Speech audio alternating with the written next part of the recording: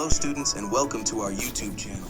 In today's video, we'll navigate the Go Student app to efficiently handle platform fees for academic results, as well as tuition and medical fees. Let's dive into the process. Begin by accessing your account and heading to your profile icon at the upper right corner. Clicking here reveals the Pay Service Charge option.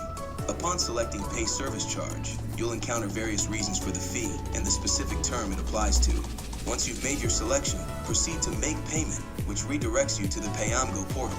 Here, choose your preferred payment method, be it MTN Mobile Money, Orange Money, UBA Bank, or EcoBank. The subsequent step involves entering the transaction number and confirming the payment initiation for your platform fee.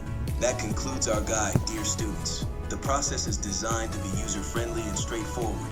A friendly reminder, you are able to pay the platform fee for final results ahead of their release by following the steps we have outlined today.